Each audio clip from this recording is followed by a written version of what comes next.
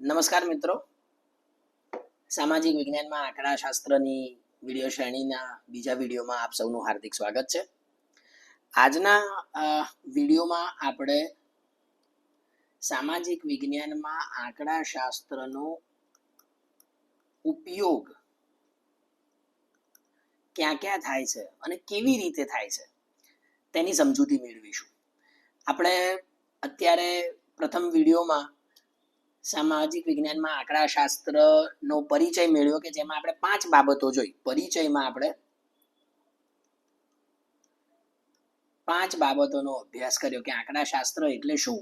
તો સૌથી પહેલા છે માહિતીનું પહેલું છે એકત્રીકરણ.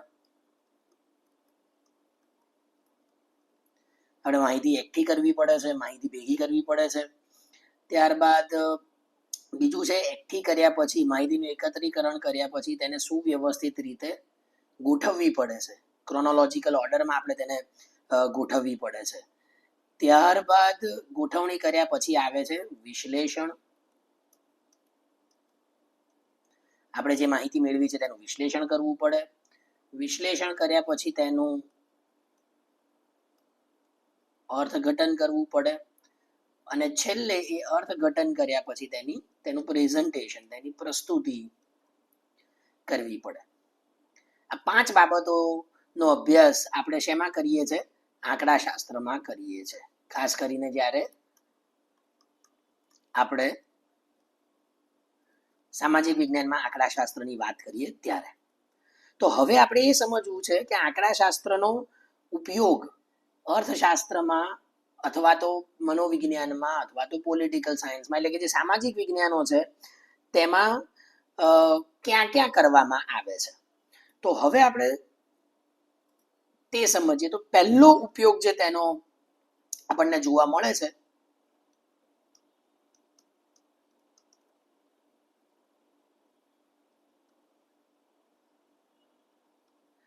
તે છે અમૂર્ત ખ્યાલોનું માપન. અમૂર્ત ખ્યાલોનું માપન. આપણે કેટલાક એવા ખ્યાલોનું માપન કરવું છે કે જે ક્વોલિટેટિવ છે, સીધી જ રીતે તમે તેને માપી શકતા નથી. જેમ કે આપણે કોઈ વ્યક્તિ સુખી છે કે નહીં, સુખનું માપન કરવું છે.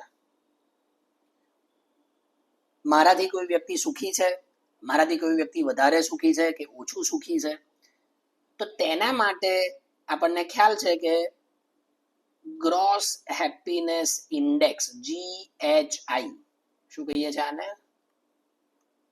ગ્રોસ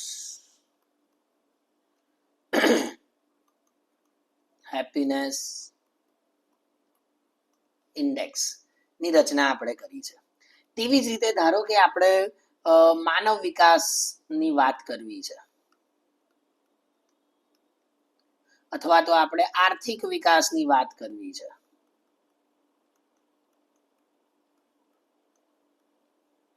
કયા દેશમાં આર્થિક વિકાસ વધારે થયો છે, કયા દેશમાં માનવ વિકાસ વધારે થયો છે, તો તેના માટે આપણે હ્યુમન ડેવલપમેન્ટ ઇન્ડેક્સની રચના કરી છે. તો આ બધા ખ્યાલો કેવા છે? અમૂર્ત ખ્યાલો છે. ધારો કે આઈક્યુ છે, ઇન્ટેલિજન્ટ કોશન્ટ, અથવા તો ઇમોશનલ કોશન્ટ, EQ. હવે કોઈ વ્યક્તિ કેટલો ઇન્ટેલિજન્ટ છે આપણને કેવી રીતના ખબર પડે? તો એક અમૂર્ત ખ્યાલ છે. એ અમૂર્ત ખ્યાલને આપણે માપીએ છીએ જુદા જુદા પરિમાણો દ્વારા. તો એ માપવા માટે આંકડાશાસ્ત્રનો ઉપયોગ આપણે કરવો પડે છે અને તેના દ્વારા આપણે સરખામણી કરી શકીએ છીએ. ધારો કે ગ્રોસ હેપીનેસ ઇન્ડેક્સ છે, તો તેના દ્વારા આપણે 2 પ્રદેશોની, 2 રાજ્યોની, 2 દેશોની, 2 ખંડોની સરખામણી કરી શકીએ. આપણી પાસે માનવ વિકાસ આંક હોય તો તેના પરથી પણ આપણે જુદા જુદા પ્રદેશોની સરખામણી કરી શકીએ. આઈક્યુ હોય તો આપણે જુદા જુદા લોકોની સરખામણી કરી શકીએ. તો આમ જે અમૂર્ત ખ્યાલો છે, એ અમૂર્ત ખ્યાલોનું માપન કરવા માટે આપણને આંકડાશાસ્ત્રનો ઉપયોગ કરવો પડે છે. બીજું જે છે તે છે પેટર્નની ઓળખ, વલણો સમજવા હોય.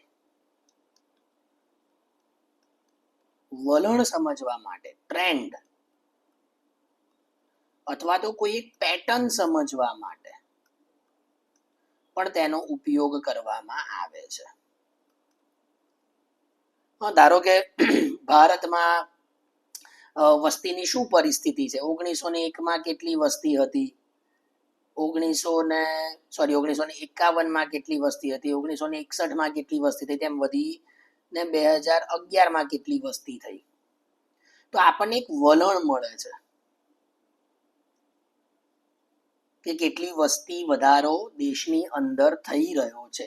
તે વલણ આપણે જાણી શકીએ છીએ. ધારો કે 1951માં ભારતમાં વસ્તી હતી 36.10 કરોડ.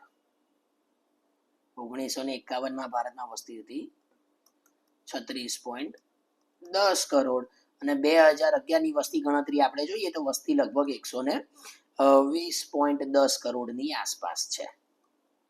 તો આ આપણને એક વલણ મળે છે, એક ટ્રેન્ડ મળે છે કે વસ્તીમાં કેવા પ્રકારે વધારો થઈ રહ્યો છે, કયા દશકમાં સૌથી વધારે વધારો થયો, કયા દશકથી વસ્તી વૃદ્ધિ દર વધ્યો અથવા તો વસ્તી વૃદ્ધિ દર ઘટાડાની શરૂઆત થઈ.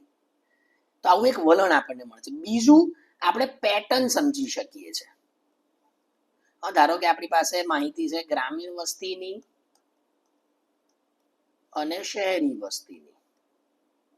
તો શું પેટર્ન છે, કેટલું શહેરીકરણ થઈ રહ્યું છે, શા માટે થઈ રહ્યું છે. ધારો કે આપણી પાસે આત્મહત્યા વિશેની માહિતી છે, તો તેની પેટર્ન ખબર પડે છે કે ક્યારે આત્મહત્યા વધારે થાય છે અને તે શા માટે થાય છે.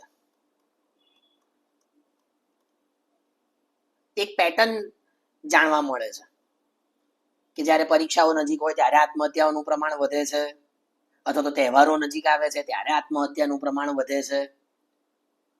તો એક પેટર્ન કેવા પ્રકારની છે એની માહિતી પણ આપણને, અથવા તો તે માહિતી ઊભી કરવામાં, તે માહિતીની ચકાસણી કરવામાં પણ અર્થશાસ્ત્ર ઉપયોગી નીવડે છે. ત્યારબાદ છે કાર્યકારણનો સંબંધ આપણે સમજવો હોય. શેનો સંબંધ સમજવો હોય?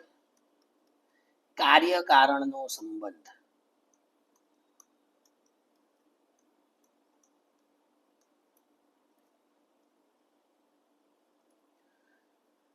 કોઈ ચલો 2 કે 2 થી વધારે ચલો વચ્ચે 2 કે તેથી વધારે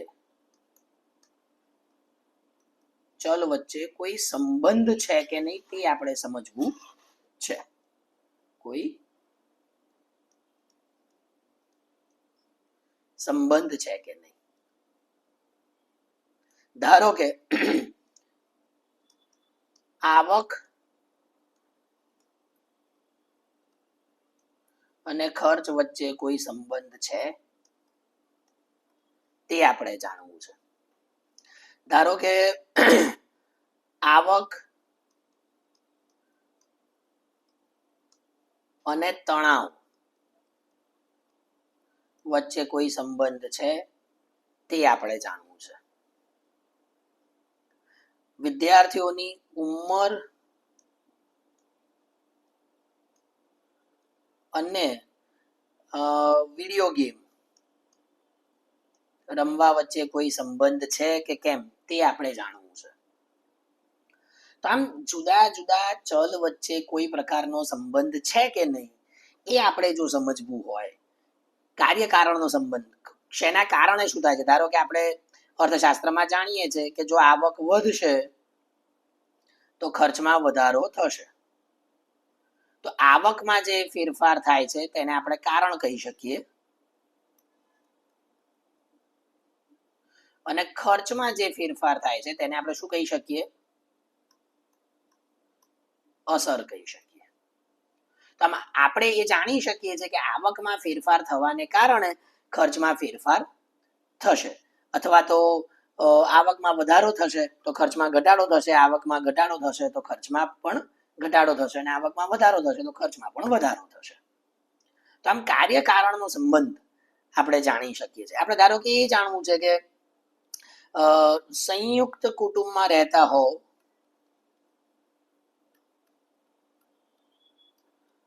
અને વિભક્ત કુટુંબમાં રહેતા હો તો તેની કોઈ અસર હતાશા કે તણાવ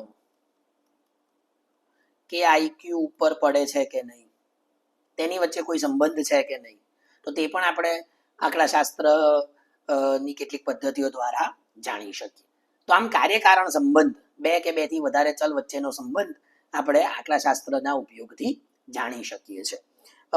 ચોથું છે નીતિ ઘડતર અને મૂલ્યાંકન. ચોથું નીતિ ઘડતર અને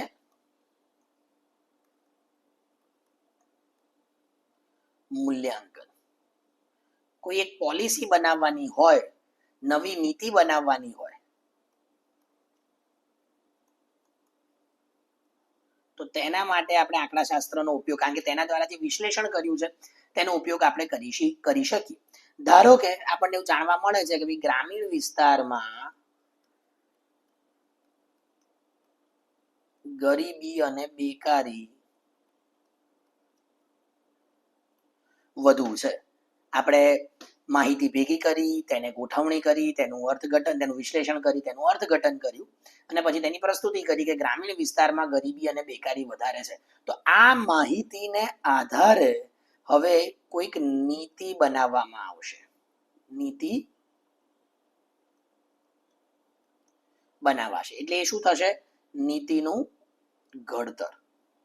હવે નીતિ બનાવી દીધી પછી આપણે તેની અસર જોવી છે કે ખરેખર આ નીતિ બનાવી તેની કોઈ અસર છે. ધારો કે મનરેગા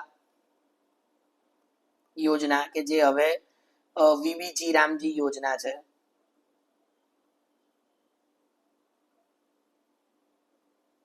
તો તેની ખરેખર ગ્રામીણ વિસ્તારમાં રોજગાર ઉપર કેટલી અસર પડી, ગરીબી તેનાથી ઘટી કે ન ઘટી, તેનું વિશ્લેષણ, પ્રી પોસ્ટ એનાલિસિસ જેને આપણે કહીએ છીએ, પ્રી પોસ્ટ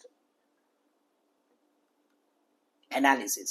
નીતિ પહેલા શું પરિસ્થિતિ હતી અને આ નવી નીતિ આવી, નવી પોલિસી બનાવી, તેના પછી શું પરિસ્થિતિ ઊભી થઈ, તેનું વિશ્લેષણ આપણે કરી શકીએ છીએ માહિતી ભેગી કરીને. તો આમ આ ચાર બાબતો ખૂબ મહત્વની છે અને તેના દ્વારા આપણે આંકડાશાસ્ત્રનો ઉપયોગ, તેના માટે આપણે આંકડાશાસ્ત્રનો ઉપયોગ સામાજિક વિજ્ઞાનમાં કરીએ છીએ. શું છે? પહેલું, અમૂર્ત ખ્યાલોનું માપન, જેને આપણે ક્વોલિટેટિવ મેજર્સ કહીએ, કે જે સીધી જ રીતે માપવું અઘરું છે. કોઈ વ્યક્તિ વધારે સુખી છે કે ઓછું સુખી છે તે માપવું અઘરું છે, કારણ કે તે એક સબ્જેક્ટિવ બાબત છે, વ્યક્તિલક્ષી બાબત છે. તો તે માપવા માટે આપણે આંકડાશાસ્ત્રનો ઉપયોગ કરીએ છીએ અને આપણે કેટલાક આવા ઇન્ડેક્સ બનાવીએ છીએ. Gross happiness index, gross hunger index, માનવ વિકાસાંક. પછી વલણ જાણવું હોય અથવા તો કોઈ પેટર્ન આપણે સમજવી હોય, છેલ્લા 50 વર્ષમાં ભારતમાં વસ્તીનું વલણ કેવું રહ્યું છે, ગ્રામીણ શહેરી વસ્તી કેવી છે, કયા સંજોગોમાં આત્મહત્યા વધારે થાય છે, કેવા પરિવારોના બાળકોમાં તણાવનું સ્તર અથવા તો હતાશાનું સ્તર વધારે છે. ત્રીજું, કાર્યકારણ સંબંધ. આપણે બે ચલ વચ્ચે માહિતી મેળવવી હોય, બે ચલ વચ્ચેનો સંબંધ છે કે નહીં તેની માહિતી મેળવવી હોય, તો તેના માટે પણ આંકડાશાસ્ત્રનો ઉપયોગ થાય છે. અહીં કેટલાક ઉદાહરણો લીધા છે: આવક અને ખર્ચ, આવક અને તણાવનું સ્તર, ઉંમર અને વિડીયો ગેમ રમવા વચ્ચે કોઈ સંબંધ છે કે નહીં, સંયુક્ત અને વિભક્ત કુટુંબમાં રહેતા બાળકોમાં હતાશા, તણાવનું સ્તર અથવા તો આઈક્યુ કે ઇક્યુનું સ્તર કેટલું છે, તેની વચ્ચે કોઈ સંબંધ છે કે નહીં. અને છેલ્લે નીતિ ઘડતર માટે કોઈક નવી નીતિ બનાવવાની હોય તો તેના માટે આંકડાશાસ્ત્રનો ઉપયોગ, કારણ કે તે માહિતી હશે, માહિતીનું વિશ્લેષણ કરેલું હશે, તેનું અર્થઘટન કરેલું હશે, તો આપણે નવી નીતિ બનાવી શકીશું. ધારો કે આપણી પાસે આ માહિતીનું અર્થઘટન કરેલું છે કે ગ્રામીણ વિસ્તારોમાં ગરીબી અને બેકારી વધારે છે શહેરી વિસ્તારો કરતા, તો આ માહિતી આપણી પાસે છે વિશ્લેષણ કરેલી, માટે આપણે આ યોજના બનાવી શક્યા. અને પછી એ યોજનાનું પણ મૂલ્યાંકન આપણે પ્રી પોસ્ટ એનાલિસિસ દ્વારા કરી શકીએ છીએ. જો આપને આ વિડીયો પસંદ આવ્યો હોય તો આપ તેને લાઈક કરશો, શેર કરશો અને અન્ય વિડીયો પણ આપને મારી યુટ્યુબ ચેનલ ઉપર જોવા મળશે. ધન્યવાદ.